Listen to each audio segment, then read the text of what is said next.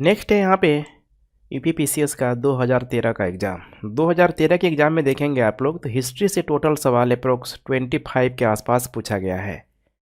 चलिए इन सारे के सारे 25 सवाल को हम लोग पूरा डिटेल्स देखने का प्रयास करते हैं। पहला प्रश्न है, चीनी लेखकों ने भारत का उल्लेख किस नाम से किया हुआ है। काफ़ी इंपॉर्टेंट प्रश्न है, क्योंकि इस तरह का जो प्रश्न है आपको अमूमन यदा कदा ही देखने के लिए मिलेगी। तो चीनी लेखकों के द्वारा जो भारत का जो उल्लेख किया गया है वो तो स्वाभाविक सी बात है ना कि चीनी भाषा में यहाँ पे किया गया होगा, और वो नाम है यहाँ पे इंतु। ध्यान रखिएगा, इंतु, या फिर आप ठीक है इसको थोड़ा दूसरे तरीके से भी प्रोनाउंस किया जाता है, तियानझू, तियानझू।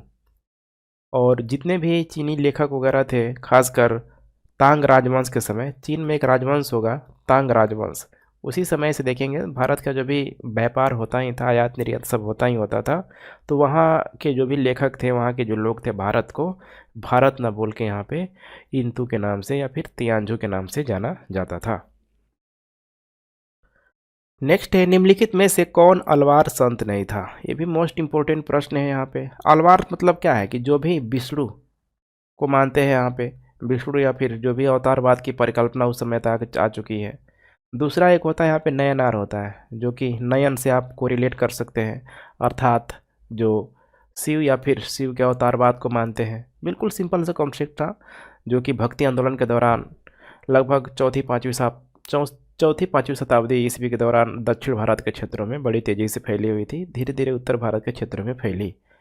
तो इसमें जो कह रहा है कि अलवार संत नहीं है, कौन नयनार संत नहीं है, कौन महिला संत नहीं है, ऐसे बहुत सारे प्रश्न यहाँ पे बन के आते हैं। ठीक है, तो आप लोग थोड़ा इसे ज़रूर देखने का प्रयास कीजिएगा।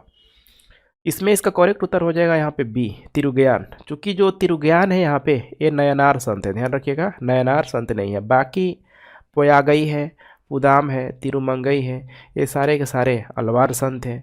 अलवार संतों में एक महिला का नाम बार बार आता है, अंडाल। ध्यान रखिएगा, अंडाल। ठीक है, अंडाल भी इनको बोला जाता है। यह एक महिला अलवार भक्त संत थी। इसके अलावा कुछ और भी नाम है, जैसे कि थिरुमाझी साई, जो कि दक्षिण भारत के सारे नाम हैं, तो थोड़ा कॉम्प्लेक्स आपको देखने के लिए ज़रूर मिल रहा होगा। उसी तरीके से यहाँ पे नम्मलवार, नम्मलवार, पूरी की पूरी सूची है।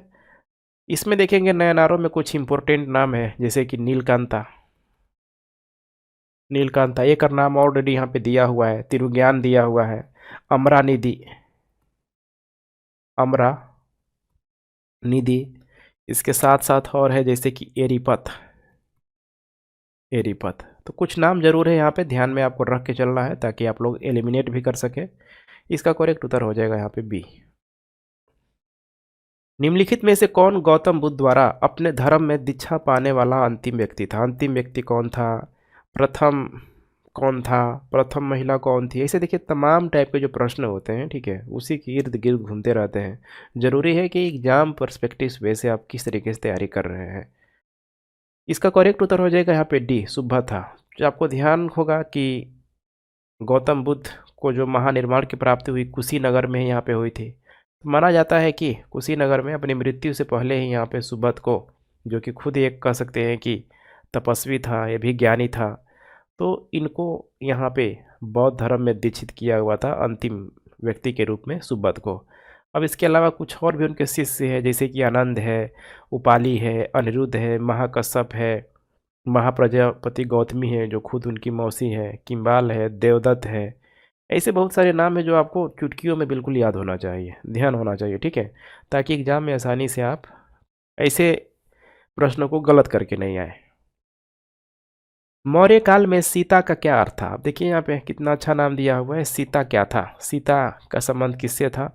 एक शाही भूमि से राजस्व, देख पा रहे हैं, शाही भूमि से राजस्व मतलब ऐसे समझिए कि जो भी शाही जो भूमि होती है, राजकीय भूमि होता है ना, सरकारी भूमि, उन्हीं क्षेत्रों से यहाँ पे भू राजस्व वसूला जाएगा। भू राजस्व किससे वसूला जाएगा, किसानों से। हो सकता है कि इन क्षेत्रों में वे लोग कृषि कर रहे हो सकता है कि वे इन क्षेत्रों पे बगीचा लगाए हों, ऐसे। ठीक है, जो भी एक्टिविटी कर रहे हैं इस शाही भूमि से, किसानों को उसके बदले यहाँ पे कर देना पड़ेगा। बड़ा अच्छा कॉन्सेप्ट था, ध्यान रखिएगा, शाही भूमि का, जिसको यहाँ पे सीता के नाम से जाना जाता था।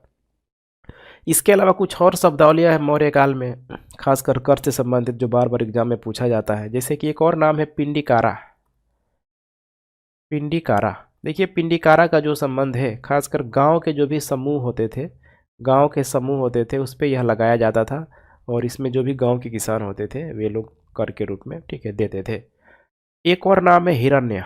हिरण्य जो कर था इसको नगद वसूला जाता था, नगद। चूंकि मुद्रा वगैरह का प्रचलन देखिए धीरे धीरे तो बढ़ ही गया था, आहत मुद्रा वगैरह चल ही रही थी, मौर्य काल से देखेंगे तो और भी इसका प्रचार प्रसार होने लग गया था। तो नगद का मतलब यही है कि नगद ही यहाँ पे मतलब मुद्रा ही देना होगा, ये नहीं कि हम उसके बदले कुछ अलग वस्तु दे दें जैसे अनाज वगैरह दे दें, यहाँ पे नगद ही है। इसके अलावा कुछ और भी है जैसे कि बलि।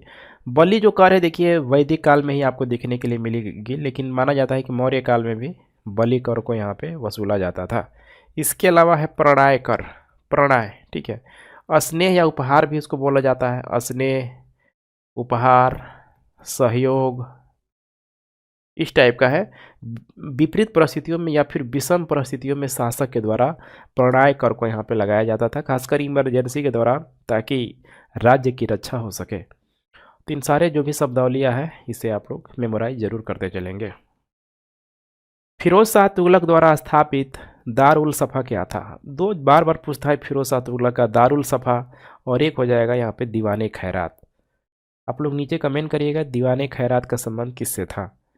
दारुल सफ़ा का संबंध यहाँ पे हो जाएगा एक निःशुल्क अस्पताल, ध्यान रखिएगा एक निःशुल्क अस्पताल। क्योंकि फिरोज शाह जब तुगलक आया तो ऑलरेडी पता है कि मोहम्मद बिन तुगलक से लोग कितने परेशान हो चुके थे, तो हर हाल में फिरोज शाह तुगलक तुष्टिकरण की नीति के तहत सभी लोगों को चाहेगा कि हम ठीक है मैनेज करने की कोशिश करें, उनकी ज़रूरतों को पूरा करें, कई सारी योजनाएं चलाएगा, अमीर से लेके माने उलेमा से लेके गरीब लोगों तक का एक केयर तरीके पूरी तरीके से करने का प्रयास करेगा। तो एक निःशुल्क अस्पताल का संबंध हो जाएगा दारुल सफ़ा से। और अभी मैंने बताया था अभी आपको दीवाने खैरात, खैरात बोलते हैं ना, खैरात बट रहा है क्या, उसी से आपको कोरिलेट कर लेना है। जैसे कि जो भी अनाथ होते थे, विधवा होते थे, उनकी देखभाल के लिए था, उसी तरीके से बेरोजगार ब्यूरो, विवाह ब्यूरो सब यहाँ पे फिरोज शाह तुगलक के द्वारा यहाँ पे स्थापित किया गया था। इसने कर व्यवस्था में बहुत बड़ा चेंजेज लाया था। कर व्यवस्था में जैसे देखेंगे यहाँ पे ऑलरेडी खराज तो चल ही रहा था। खराज जैसे कि जो भूमि कर था, या फिर ठीक है भूमि की जो उपज जो कर था उसका 1/10 था, यहीं तक खराज।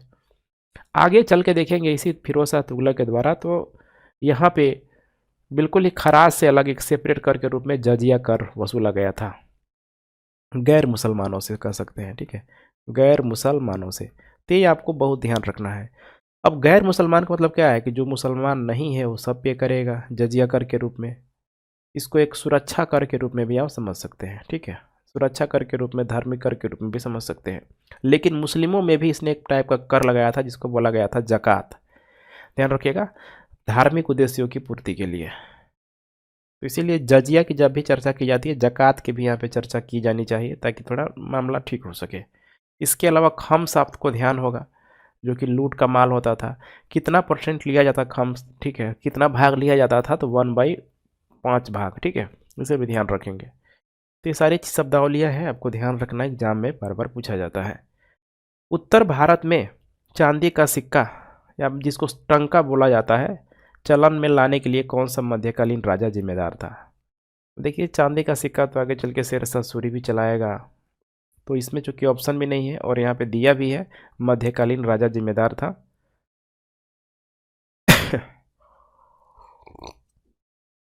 उस शासक का नाम हो जाएगा यहाँ पे ए, करेक्ट उत्तर हो जाएगा यहाँ पे ए, इल्तुतमिश के द्वारा यहाँ पे लगाया गया था।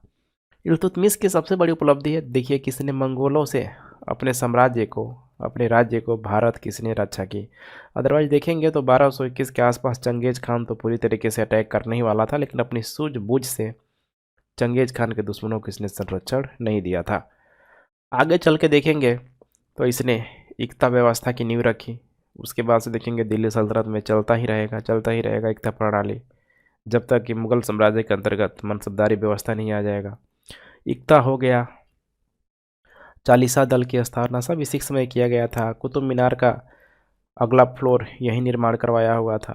तो इन सारी चीज़ों को बेसिक जो चीज़ें ध्यान रखिएगा। इसके बेटे का नाम रजिया सुल्तान, जो कि आगे चल के ठीक है इल्तुतमिश जो खुद एक मुस्लिम शासक था, अपने बेटों को गद्दी ना देते हुए उत्तराधिकारी के रूप में अपनी बेटी रजिया को चुना हुआ था उसकी योग्यता के आधार पे।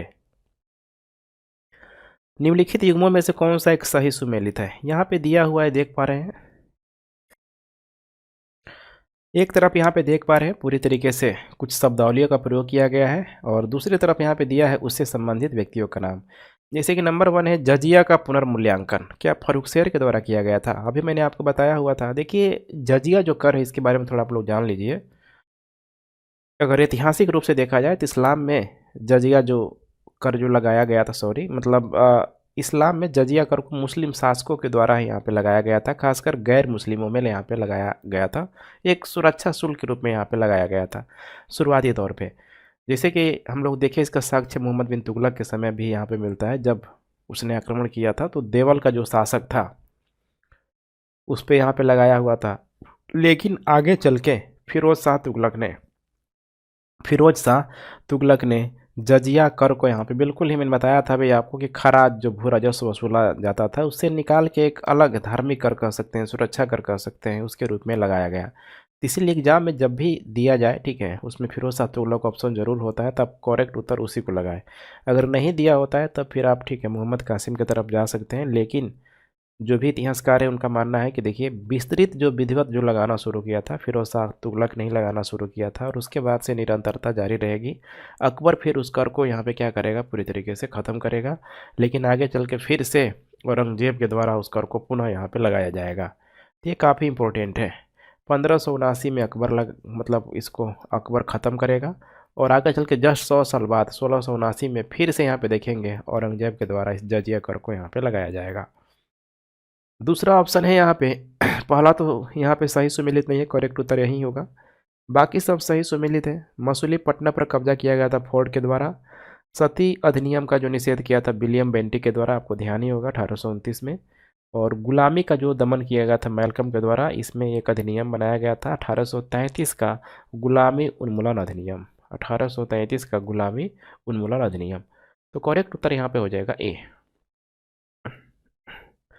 गायत्री मंत्र के नाम से प्रसिद्ध मंत्र की प्राचीनतम घटना निम्नलिखित में से किस पाठ में मिलती है? जो भी यहाँ पे दिया हुआ है, वेद है, मनुस्मृति है, भगवत गीता है। ये भी बहुत आसान सा प्रश्न है, क्योंकि आपको ध्यान होगा कि इसका जो चर्चा मिलता है ऋग्वेद में मिलता है। ध्यान रखिएगा, ऋग्वेद के जो तीसरे मंडल में इसकी विस्तृत चर्चा की गई है। पार्टिकुलरली अगर हम लोग गायत्री मंत्र की बात करें यहाँ पे, तो इसमें टोटल देखेंगे ना, यहाँ पे 24 भाग होता है। 24 भाग होता है, लेकिन 24 भाग एक साथ नहीं देखेंगे, इसको 8-8 के क्रम में ऐसे बांट दिया गया। 8-8 के क्रम में इसको यहाँ पे बांट दिया गया। तो 8 तरीके 24, इसी को त्रिक बोला जाता है। तो त्रिक व्यवस्था के अंतर्गत आपको देखने के लिए मिलेगा। और ऋग्वेद में तो पता ही है अधिकतर जो चर्चा है यहाँ पे अग्नि और इंद्र का भी देखने के लिए मिलेगा। तो इसे ही आपको गायत्री मंत्र में भी, ठीक है, कुछ ना कुछ आपको इसका भी नाम आते हुए दिखाई देगा, कई सारे भजन वगैरह, ठीक है। शिव की दक्षिण मूर्ति उन्हें किस मुद्रा में दर्शाती है? दक्षिण या फिर दक्षिणामूर्ति, ठीक है। उनको देखिए शिव को एक शिक्षक के रूप में दर्शाती है। उनको सर्वोच्च ब्राह्मणीय शिक्षक आदि गुरु के रूप में यहाँ पे स्थापित किया जाता है। जैसे कि योग, ज्ञान, संगीत के सर्वोच्च प्रतिष्ठित शिक्षक के रूप में ये मूर्ति दर्शाती है, दक्षिणामूर्ति। तो ध्यान रखिएगा।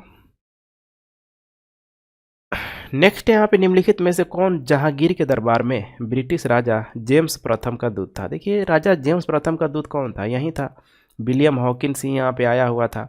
1608 ईस्वी में यह आया हुआ था, जहांगीर के दरबार में आया हुआ था। राजा जेम्स प्रथम का जो पत्र लेके यहीं आया हुआ था, और जहांगीर ने इसका भव्य स्वागत किया।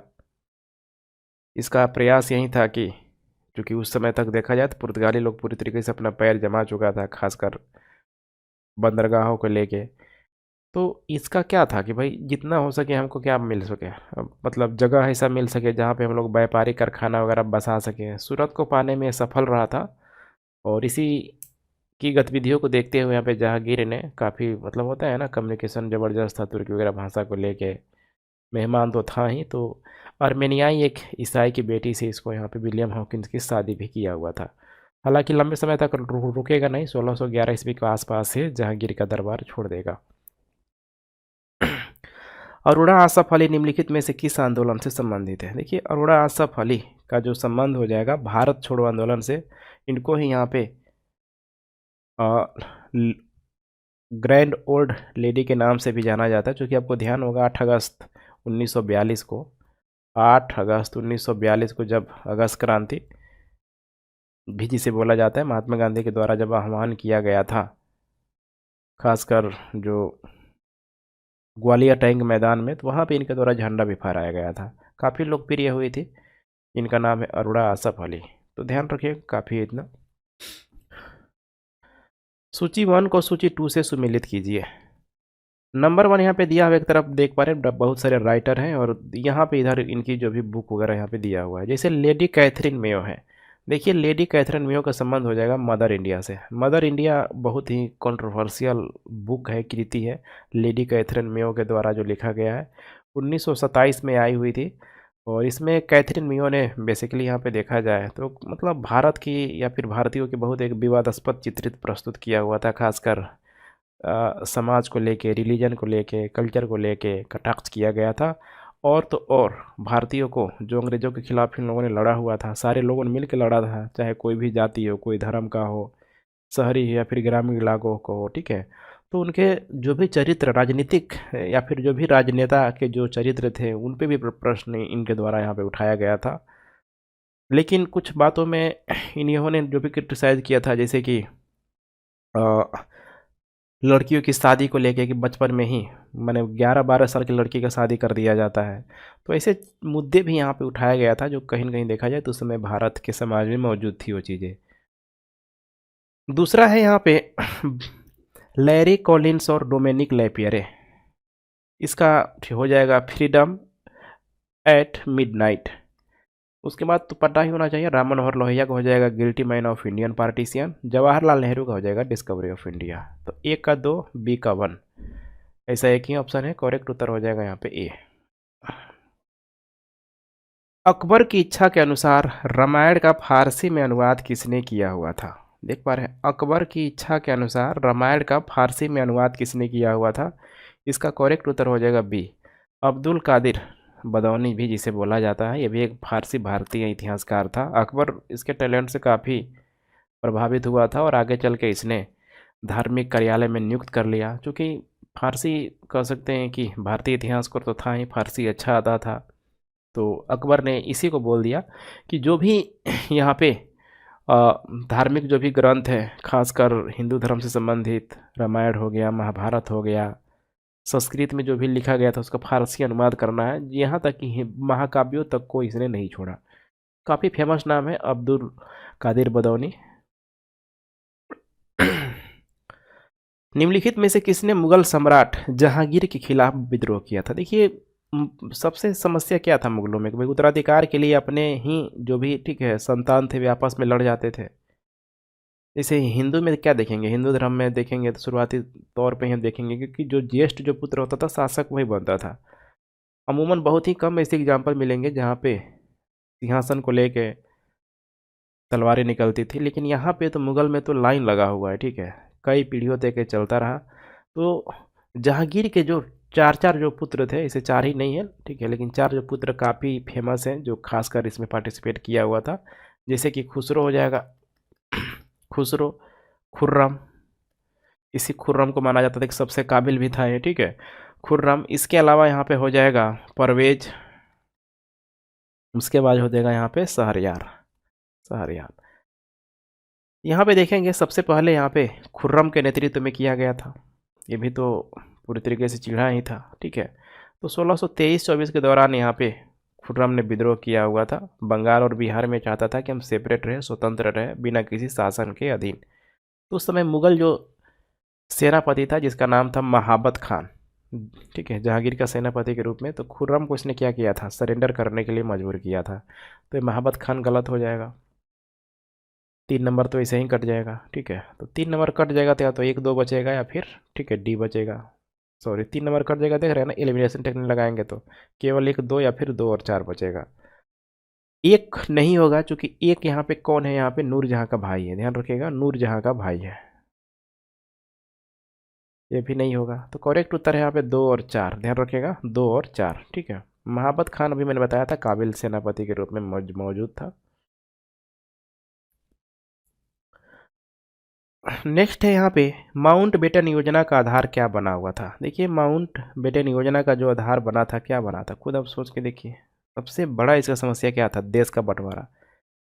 कैबिनेट मिशन भी आया हुआ था लास्टली, लेकिन द्विराष्ट्र के विभाजन को पूरी तरीके से उसने मना कर दिया था, त्याग दिया था। लेकिन जब माउंट बेटन को बना के भारत का अंतिम वायसराय बना के भेजा गया था, खासकर क्लीमेंट एटली के समय ब्रिटिश जो प्रधानमंत्री था, तो उस समय तेजी से भारत की आंतरिक स्थिति, माने आंतरिक स्थिति इतनी बिगड़ चुकी थी, पूर्व और पश्चिम की सीमाओं में इतने सारे कत्लेआम यहाँ पे चल रहा था, तो बहुत सारी समस्याएं क्या थी यहाँ पे मौजूद थी। तो यहाँ पे माउंट बेटन को डिसीजन लेना पड़ा देश के विभाजन को लेके। तो ये चीज़ आपको ध्यान में रखना होगा, ठीक है। तो उसी को यहाँ पे डिकी बर्ड प्लान भी बोला जाता है। डिकी बर्ड प्लान का संबंध किससे, माउंट बेटन से है। ये चीज़ आपको ध्यान रखना चाहिए, ठीक है, प्रश्न पूछ चुका है यूपीएससी में। उसके बाद से यहाँ पे देश का यहाँ पे बंटवारा किया गया। जवाहरलाल नेहरू ने इसका देखिए पुरजोर विरोध भी किया। एक नाम आएगा यहाँ पे, जवाहरलाल नेहरू ने इसका विरोध किया। और इन्होंने पूरी तरीके से इसको क्या बताया, तो ध्यान रखिएगा, इन्होंने इसको योजना बाल्कन बुलाया। ये तो योजना बाल्कन है।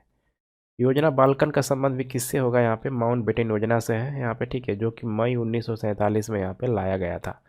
इसमें क्या था योजना बाल्कन में, तो देखिए माउंट बेटन की योजना जो बाल्कन है, बाल्कन प्रायद्वीप की मैं बात नहीं कर रहा हूँ, ठीक है, योजना बाल्कन की मैं बात कर रहा हूँ, जिसमें मई 1947 में इसी योजना के तहत देखेंगे तो माउंट बेटन ने पंजाब, बंगाल के साथ, ध्यान रखिएगा, पंजाब और बंगाल के साथ अन्य प्रांतों को सत्ता हस्तांतरित की यहाँ पे परिकल्पना की थी। जैसे पंजाब के साथ इधर देखेंगे तो पाकिस्तान के क्षेत्र, बंगाल के साथ देखेंगे तो इधर ऑलरेडी जो भी क्षेत्र है यहाँ पे मौजूद था, ठीक है, जिनमें उन प्रांतों के विभाजन के लिए वोट देने का यहाँ पे विकल्प भी किया गया था या फिर दिया गया था। आगे चल के देखेंगे मई 1947 के जस्ट बाद यहाँ पे आएगा 3 जून प्लान आएगा, 3 जून 1947 योजना भी आएगा। तो कई बार ऐसी शब्दावली पूछ लिया जाता है, थोड़ा बहुत अगर आप रीड कर लेंगे, समझ लेंगे, तो आसानी से एग्जाम में सही करके आएंगे। 1942 में कांग्रेस के बॉम्बे अधिवेशन में भारत छोड़ो प्रस्ताव किसके द्वारा लाया गया था। देखिए भारत छोड़ो प्रस्ताव की बात की जा रही है, महात्मा गांधी होता तब फटाक से मार के आ जाते। भारत छोड़ो जो प्रस्ताव जो लाया गया था बॉम्बे अधिवेशन में, जवाहरलाल नेहरू के द्वारा यहाँ पे लाया गया था 1942 में। ऊपर तो दिया ही है बॉम्बे अधिवेशन में। तब उसके बाद से देखेंगे 8 अगस्त 1942 को उसी जो ग्वालियर टैंक मैदान से गांधी ने डू एंड डाई का आह्वान किया, और फिर वहीं पे अरोड़ा आसफ अली के द्वारा, ठीक है, भारतीय झंडे को फहराया गया था। काफ़ी इंपॉर्टेंट है। 2 सवाल यहाँ से और यहाँ पे बन सकता है। देखिए भारत छोड़ो, एक है भारत छोड़ो। देखिए यहाँ पे भारत छोड़ो के यहाँ पे बोला जाता है ना यहाँ पे कि ये जो नारा था, ठीक है, भारत छोड़ो नारा किसने गढ़ा था, ठीक है, ये गढ़ा था यहाँ पे यूसुफ मेहर अली के द्वारा, यूसुफ अली मेहर अली के द्वारा, ठीक है, मेहर अली के द्वारा यहाँ पे गढ़ा गया था। और यूसुफ अली मेहर अली के द्वारा ही देखेंगे, यूसुफ मेहर अली ही बोला जाता है, इनके द्वारा यहाँ पे साइमन गो बैक का भी नारा गढ़ा गया था, साइमन गो बैक का। तो इसे भी ध्यान में रखेंगे, पूछा जा सकता है। मुस्लिम लीग के लाहौर अधिवेशन की अध्यक्षता किसके द्वारा यहाँ पे की गई थी, लाहौर अधिवेशन की अध्यक्षता किसके द्वारा की गई थी, तो उसमें लाहौर अधिवेशन की जो अध्यक्षता की गई थी मोहम्मद अली जिन्ना के द्वारा की गई थी, यहाँ पे ध्यान रखिएगा, ठीक है, जिसमें एक अलग मुस्लिम राज्य के निर्माण की यहाँ पे मांग रख ली गई थी यहाँ पे पाकिस्तान को लेके। पाकिस्तान जो शब्द है ना, देखिएगा वो भी काफ़ी कंट्रोवर्शियल जो कह सकते हैं ये शब्द है। मैंने माना जाता है ये सबसे पहले कब आया था, तो जब अविभाजित बंगाल था, तो उस समय बंगाल का मुख्यमंत्री थे यहाँ पे कि फिर एक के फजलुल हक उनको बोला जाता है, एक के, ठीक है, फजलुल हक थे, इन्हीं के द्वारा यहाँ पे प्रस्ताव रखा गया था। और इसी समय से देखेंगे लोगों ने पाकिस्तान का शब्द, ठीक है, बार बार प्रयोग किया जाने लगा, मतलब लोग करने लगे, और ये फिर धीरे धीरे ट्रेंड में आ गया, ठीक है। और जब ये रखा गया लाहौर अधिवेशन में, तो एक मीनार भी बनाया गया जिसको बोला जाता है मीनार ए पाकिस्तान, मीनार ए पाकिस्तान एक होता है ना यादगार तौर पे, तो मीनार ए पाकिस्तान नामक एक स्मारक बनवाया गया, ठीक है, बनाने के लिए। एक उपलब्धि के तौर पे कह सकते हैं या फिर एक यादगार तौर पे। और वो लोग गणतंत्र जो दिवस है, जैसे हम लोग 26 जनवरी को मनाते हैं, तो वो लोग ठीक है लाहौर प्रस्ताव को ही लोग मनाता है, क्योंकि फाइनली इसी के माध्यम से, लाहौर अधिवेशन के माध्यम से ही पाकिस्तान का देखा जाए तो कहीं न कहीं ठीक है जन्म हुआ था। तो 23 मार्च को पाकिस्तान में अवकाश रहता है, राष्ट्रीय अवकाश भी रहता है। चंपारण में 3 कठिया प्रणाली का अर्थ क्या है? 3 कठिया देखिए 3/20, अर्थात 1 बीघा में होता है, 1 बीघा में होता है 20 कट्ठा, 20 कट्ठा।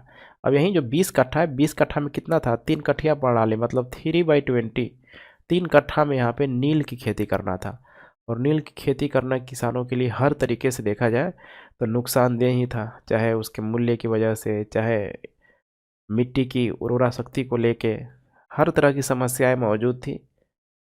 और आगे चल के जब यूरोप में देखेंगे तो कृत्रिम जब रंग आ गया, पूरी तरीके से आर्टिफिशियल रंग आ गया, तो भी काफ़ी यहाँ किसानों को नुकसान हुआ।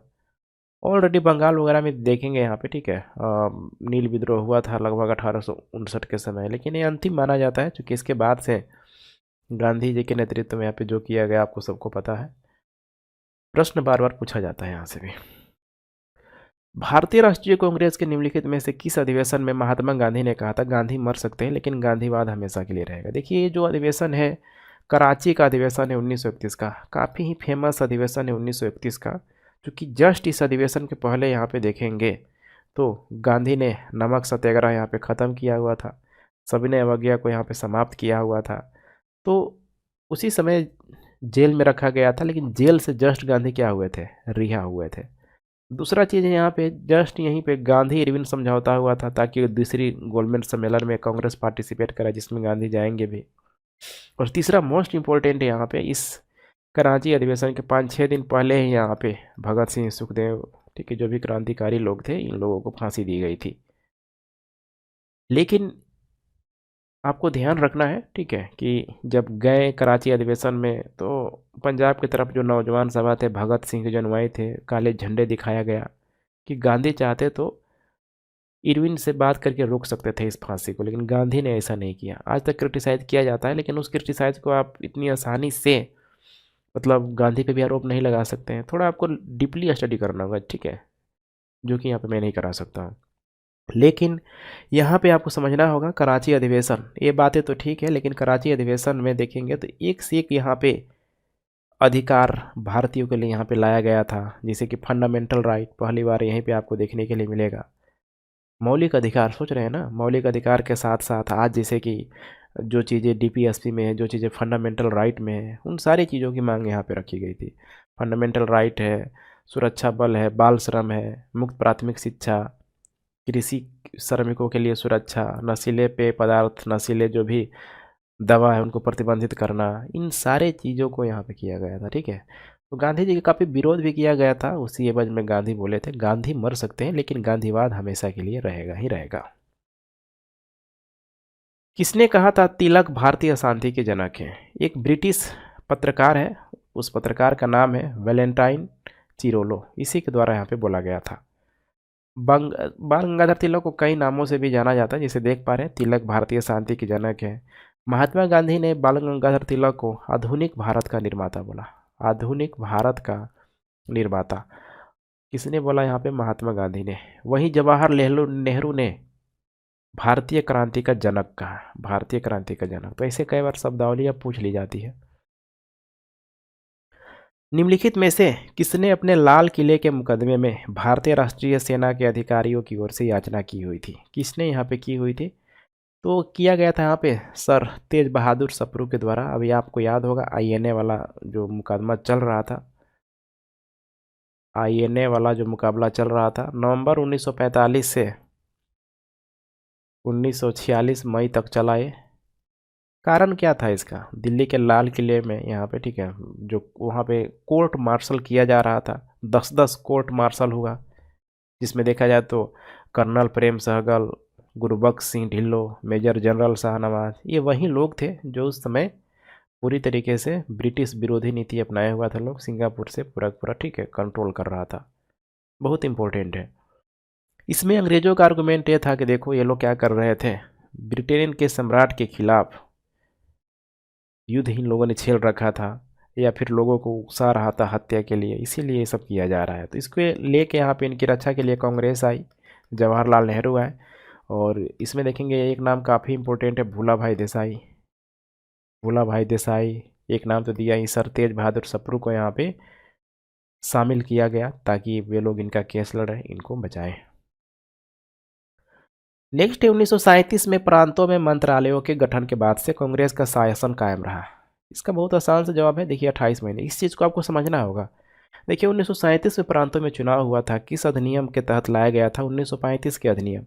आपको याद होगा कि 1935 के अधिनियम के तहत प्रांतों से द्वैत शासन को खत्म कर दिया गया, लेकिन केंद्र में द्वैत शासन लगा दिया गया। अब 1935 में था कि अब चुनाव होगा। अब चुनाव का जो टाइम पीरियड था 1936-37 में, 1936-37 में चुनाव हुआ। 11 प्रांत बनाया हुआ था विधानसभा के लिए। 11 प्रांत बहुत आसान है, देखिए मद्रास है, सिंपल से कंसिडर करेंगे आसानी से हो जाएगा। मद्रास, संयुक्त प्रांत, मध्य प्रांत, बिहार, उड़ीसा, असम, इसके अलावा NBWF है, बंगाल है, पंजाब है, बॉम्बे है, सिंध है। 11 प्रांत आपको क्लियर होना चाहिए, ठीक है। अधिकतर क्षेत्रों में देखेंगे तो कांग्रेस ही यहाँ पे जीत के आई हुई थी, जो कि प्रांतों में सरकार बनी हुई थी। प्रांतों में इसी की यहाँ पे सरकार बनी हुई थी, यही आपको समझना है। अब देख पा रहे हैं ना, 28 महीने हैं, मतलब लगभग मान के चलिए कि 12 दूनी 24, और मतलब 2.5 साल चला है। और तब तक द्वितीय विश्व युद्ध की 1939 में हिटलर ने पूरी तरीके से पोलैंड की तरफ आक्रमण कर दिया। द्वितीय विश्व युद्ध के जब बिगुल बजा तो उस समय ब्रिटिशरों ने, खासकर वायसराय ने उस समय पूरा प्रयास किया कि जो भी ये प्रांतों की सरकार है, अर्थात भारत के जो लोग हैं, इनसे यहाँ पे समर्थन ले लिया जाए कि ये लोग हमारे साथ हैं। अब इसी समय यहाँ पे इन लोगों ने पूरी तरीके से समर्थन देने से मना कर दिया कि हम क्यों समर्थन दें, यही आपको समझना है। और इन लोगों ने क्या किया, सरकार गिरा दी कि हम हैं ही नहीं यहाँ पे। तो 28 महीने तक चला था, ये आपको ध्यान रखना है, ठीक है। व्यवहार में इसका अर्थ देखा जाए तो साम्राज्यवाद के सामने आत्मसमर्पण, चूँकि दोनों तरफ से तो हिंसा ही हिंसा था। अब फिर नेगोशिएशन का दौर शुरू हो जाएगा, अगस्त प्रस्ताव, क्रिप्स प्रस्ताव, व्यय योजना, ठीक है, शिमला समझौता, सब आपको ध्यान रखना है। निम्नलिखित में से किसने जालियांवाला बाग हत्याकांड का विरोध करते हुए वायसराय की कार्यकारी परिषद से इस्तीफा दे दिया था? बहुत ही फेमस नाम है, उनका नाम है सर शंकर नायरी। एक तो देखिए वायसराय की कार्यकारी परिषद तक पहुंचना इतना भारतीयों के लिए आसान नहीं था। एक तो यहाँ पे अधिकार मिल नहीं रहा था, किसी तरीके से मिला तो काफ़ी मल्टी टैलेंटेड आदमी है जिनका नाम है सर चेट्टू शंकर नायरन, जैसा नाम है देख रहे हैं ना, शंकरी नायरी, नायरन भी उनको बोला जाता है। काफ़ी एक मल्टी डायमेंशनल टैलेंटेड आदमी थे, राजनेता थे। अपनी मेहनत के दम पे उच्च सरकारी पदों तक का इन्होंने सफ़र किया, जो कि उस समय भारतीयों के लिए बेहद ही क्या था, डिफ़िकल्ट था। आगे चल के महाधिवक्ता भी बने। मोस्ट इम्पोर्टेंट के मद्रास उच्च न्यायालय के 1908 में सोचिए इनको न्यायाधीश बनाया गया, न्यायाधीश यहाँ पे इनको बनाया गया था, ये बहुत इंपॉर्टेंट है। 1897 की कांग्रेस की इनके द्वारा यहाँ पे अध्यक्षता भी की गई थी। मद्रास रिव्यू हो गया, मद्रास लॉ जर्नल, ये सारे जो भी उसका स्थापना किया हुआ था, उसका संपादन भी किया हुआ था। और इन्हीं के द्वारा यहाँ पे जालियांवाला बाग हत्याकांड का विरोध करते हुए वायसराय की कार्यकारी परिषद से इस्तीफा दे दिया था। मोस्ट इम्पोर्टेंट है यहाँ पे, जैसे कि रविंद्रनाथ टैगोर के द्वारा नाइटहुड की उपाधि को लौटा दिया गया था। निम्नलिखित में से किसने सबसे पहले भारत के डोमिनियन स्थिति की मांग की थी? देखिए डोमिनियन स्थिति की मांग की गई थी सर तेज बहादुर सप्रू और जयकर। मतलब डोमिनियन का मतलब क्या है यहाँ पे, कि ऊपर सर्वोच्च सत्ता मौजूद रहेगी, मतलब हम संप्रभु नहीं है, इसका सीधा सा मतलब है, लेकिन हमको बहुत सारा अधिकार मिलना चाहिए। संप्रभु नहीं है लेकिन हमको अधिकार मिलना चाहिए, यही है डोमिनियन। जैसे कि इसको टेक्निकल टर्म में समझने की कोशिश किया जाए तो जो भी राज्य हैं, प्रांत हैं, उनको मिला के एक भारतीय संघ की स्थापना की जाएगी। और यह राष्ट्रमंडल से अलग नहीं होगा, ध्यान रखिएगा, राष्ट्रमंडल से अलग नहीं होगा। और संयुक्त राष्ट्र एवं अंतर्राष्ट्रीय निकायों में भाग लेने के लिए स्वतंत्र लेगा। लेकिन अपना जो वैदेशिक जो संबंध है, ठीक है, ध्यान रखिएगा, अपना वैदेशिक जो संबंध है ये स्वतंत्र नहीं होगा, ठीक है, रक्षा को लेकर स्वतंत्र नहीं होगा, जो भी करेगा ब्रिटिश सरकार ही करेगा। कुछ चीज़ें ठीक है इसमें शामिल थी, यही चीज़ें मैं टेक्निकल टर्म में आपको समझाने की कोशिश कर रहा था। इसका सिंपल सा मतलब है, मैंने पूरी तरीके से क्या है, स्वायत्त यहाँ पे नहीं है, तो उस समय मांग उठाई जा रही थी। लास्ट सवाल है यहाँ पे, गांधीवादी अर्थव्यवस्था किस सिद्धांत पर आधारित है? देखिए गांधीवादी अर्थव्यवस्था का सिद्धांत किससे है? ट्रस्टीशिप से है यहाँ पे। अब ये भी बहुत इंटरेस्टिंग प्रश्न है। देखिए गांधी का क्या मानना था अर्थव्यवस्था को लेके कि ग्रामीण अर्थव्यवस्था जब तक मजबूत नहीं होगी तब तक कोई भी देश मजबूत नहीं होगा, मजबूत समाज नहीं बनेगा, मजबूत देश की नींव नहीं रखी जा सकेगी। तो इसीलिए उनको लगा कि भाई ये ट्रस्टीशिप के माध्यम से इसको किया जा सकता है। अब इस ट्रस्टीशिप को देखेंगे तो गांधी के द्वारा यहाँ पे ईसोपनिषद के श्लोकों से यहाँ पे लिया गया था, पूछा जा सकता है यहाँ पे। ईसोपनिषद उपनिषद की कैटेगरी में है सब, ठीक है, वहीं से यहाँ पे लिया गया था। इसमें गांधी ने जो भी यहाँ पर स्टडी किया, जैसे कि अगर आध्यात्मिक दृष्टिकोण से देखा जाए तो इसमें गांधी का दृष्टिकोण था कि जगत में जो कुछ भी जीवन है सब तो ईश्वर ने ही यहाँ पे दिया हुआ है, इसीलिए ईश्वर के नाम पे त्याग करके और अधिक उपकार पाया जा सकता है, अच्छा फल पाया जा सकता है। उसके लिए किसी प्रकार का लोभ नहीं करना चाहिए।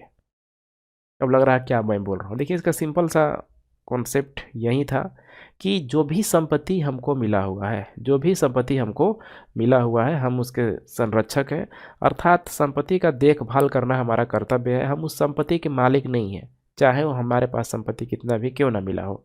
इसी को ट्रस्टीशिप सिद्धांत बोला गया। अब लगा कि भी नहीं समझ में, देखिए सिंपल सा है कि देखिए उस समय औद्योगिकरण का दौर चल रहा था, औद्योगिकरण का बहुत सारे यहाँ पे पूंजीपति लोग आए, पूंजीपति आए कैसे, इन्होंने बहुत सारे कारखाना खोला, जो भी नेचर से बहुत सारे जो रिसोर्सेज थे, रॉ मटेरियल, उसका उपयोग किया। मजदूरी के रूप में जो भी मजदूर लोग थे, किसान लोग थे, सब ने क्या किया, अपना श्रम दान दिया। तो प्रकृति हो गया, श्रम दान हो गया, इसी के माध्यम से लोग क्या हो रहा है, मजबूत हो रहा है, पूंजीपति वर्ग के रूप में लोग उभर के आ रहा है। इसका मतलब कि धन का अगर एक जगह संग्रहण हो रहा है तो ये क्या करेगा कि मजदूरी दे के इन किसानों को, इन श्रमिकों को क्या अपनी ड्यूटी पूरा कर लेगा? नहीं। यही बता रहे हैं कि ऐसा नहीं होना चाहिए, बल्कि जो भी इनको मुनाफा हो रहा है उस मुनाफे का एक बड़ा भाग एक ट्रस्ट बना के, जितने भी पूंजीपति लोग हैं एक ट्रस्ट बना के उसमें डाल दें, ताकि इन लोगों के लिए, ठीक है, हो मतलब लाइवलीहुड, रोटी कपड़ा मकान, जो भी ज़रूरत की चीज़ें हैं उनकी आवश्यकताओं को पूरा किया जा सके, ताकि इनका लाइफ बेहतर हो सके। सिंपल सा यही कॉन्सेप्ट है। तो काफ़ी अच्छा है ट्रस्टीशिप का सिद्धांत, आप लोग ध्यान रखेंगे।